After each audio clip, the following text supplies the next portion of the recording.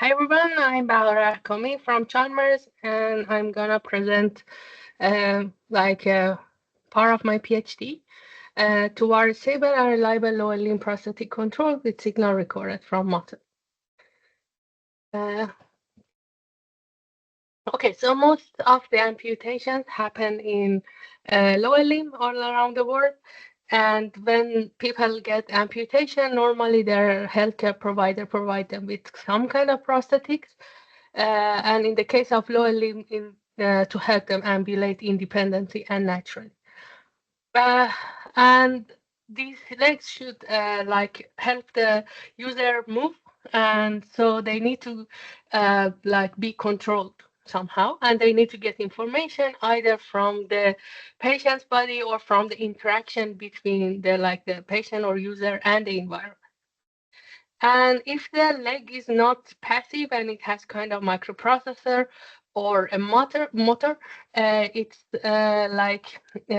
they use some inertial measurement units or IMUs and load cells for locomotion detection. In case they use this sensor to know exactly where they are.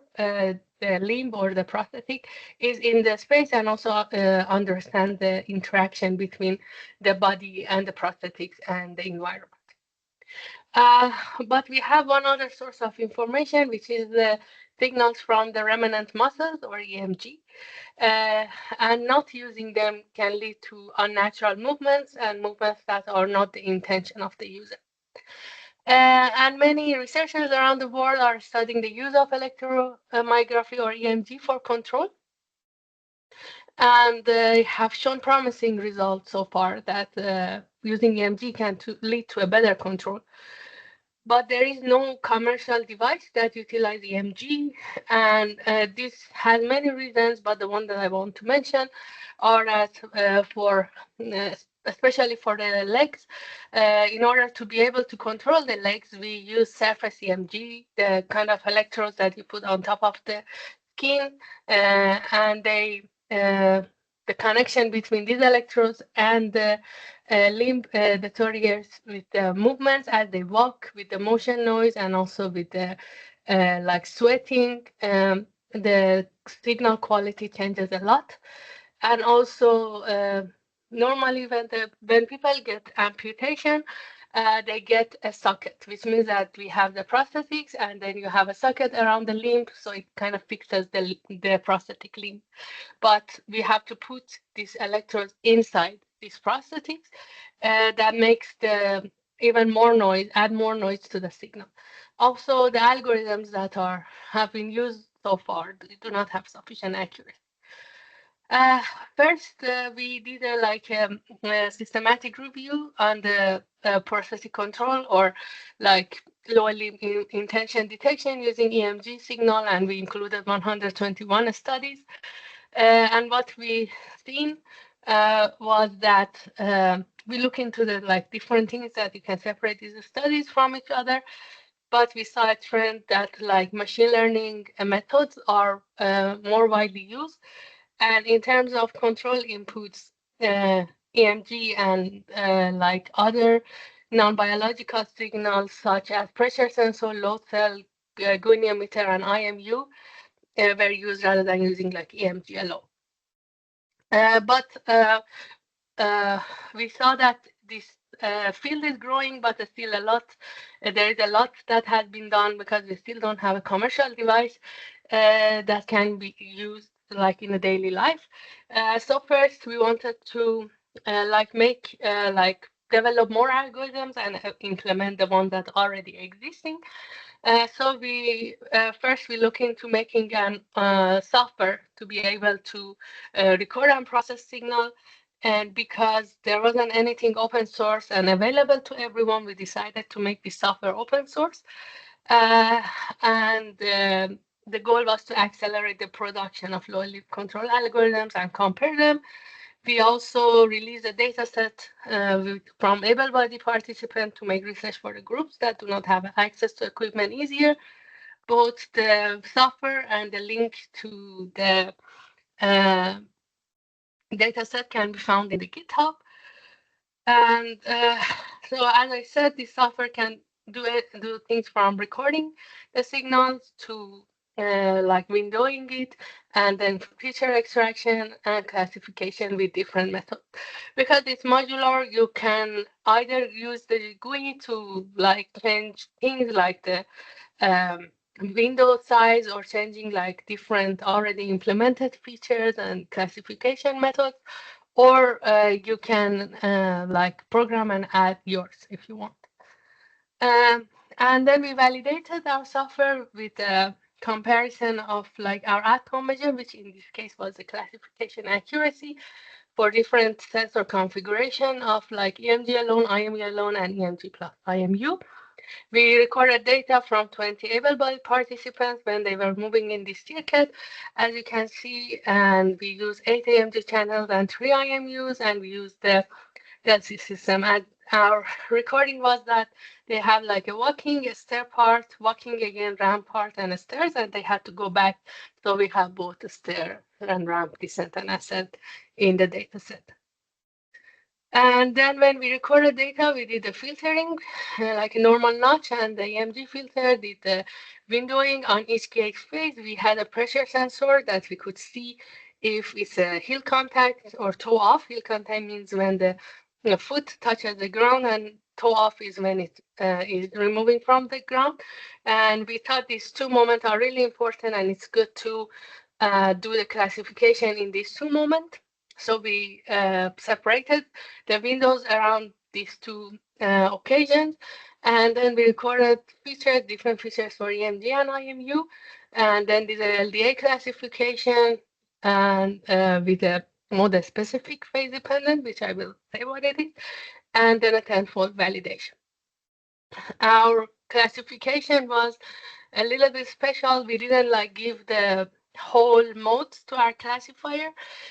We had like we call it mode specific and phase dependent. Phase dependent because it was into if we had two sets of classifiers for toe off and heel contact, and it was mode specific because we look in which mode we are. For example, we are in stair ascent. We choose our stair ascent classifier, and we can stay in the stair ascent or transition into walking. But when we are in the walking mode, we could move to the other like modes as well as staying in the walking. And then we saw that the accuracy of the EMG plus IMU is higher than EMG alone or IMU alone in all the subjects and in all the movements. So we show that our software can be used to record and process signals with the possibility to change and modify algorithm at any level. And we can use this software to facilitate collaboration across multiple centers, and it can enable us for a fair comparison of different algorithms. Okay, so we look into the different studies. We made the software, we tested in offline, and the next step was to test it in real time to see that how it works, to getting one step closer to like a functional prosthetic control algorithm. And we are lucky in Gothenburg to have access to people who have osseointegration, which means that their prosthetics instead of a socket is connected directly to their bone with a titanium attachment. So we remove this socket part. So we were hoping that we will get better signal. We recruited 5 individuals with amputation above the knee, and we used 8 EMG channel, 3 IMUs, and 1 pressure sensor. And we wanted to have the same pipeline and see that how our algorithm works. We recorded the data real time. We filter it. We again mark it as it was in heel contact or toe off. Extract data around it. Do the feature extraction. Put the feature of IMU and EMG together. Give it to a classifier based on the mode and phase. And because there was more than one window around each phase, we did a majority vote and decided for the locomotion. One thing that we have to, I think if you get a little bit deep to this, you will understand that for like legs, it's for locomotion or for gait, it's a bit hard to understand when this transition actually happened to have a good outcome measure. Like it can be any second that they move from walking to the stair ascent. So when should be this point that we say that if they did it later or before that, it cannot be true transition. It's not. It's a bit different from arm prosthetics that if they want to open the hand, they can open it. Doesn't if they are not in front of a stair that they want to go up. So we had like a person to manually tag the times that they needed to change the transition. This is the red line here. And then there was like we talk about this transitional period that is like 2 heel contact and 2 toe off before and after this red line.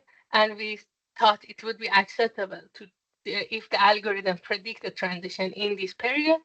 And anything before that, even if it is correct or anything after it, it will count as an error.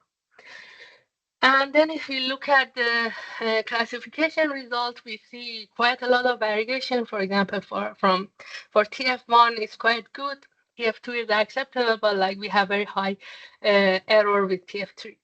So one thing we did was to look at if we see that if there's a lot of error because of our algorithm, or for example, because our period is too short, or like our algorithm predicted correctly, but outside this transitional period. So we made this wider and we saw that in all cases, the error got lower. It's not something that we think we can implement in a real leg because that's a huge transitional period, but it's something maybe we can like make our algorithm better. And then, but we can see how the algorithm was predicting in like real time. In this bubble here, we can see the prediction as the participant is walking. So it's like walking and then going like walking to 30 cent, and like continue from stair to walking. So it's quite good with this participant, but it had some variation. And when we looked back, we thought maybe there are some reasons. For example, in Sweden, at least, to be eligible to get this osseointegration, you should have a short limb or you have to have a skin problems. That both of them make it hard to get a good EMG. We do not have access to all the muscle that like amputee that has a long stump had. Also, there might be differences between how they did this offline and real time, and also how the person put the manually put the tags. This can also make a problem. Also, they didn't have any feedback. They couldn't see what I was seeing on the monitor, so they couldn't change their movements. And also, they didn't have a leg to give them feedback. So I think the future steps, I think we can invest on more sophisticated processing algorithm. We can control the leg to the software so we get like real-time feedback to them. And also, I believe that EMG has data, but we couldn't get its potential because of the quality of the signal and because of those limitations. So I think implanted electrodes can enhance the quality of the signal and then quality of the algorithm. Yeah, thank you.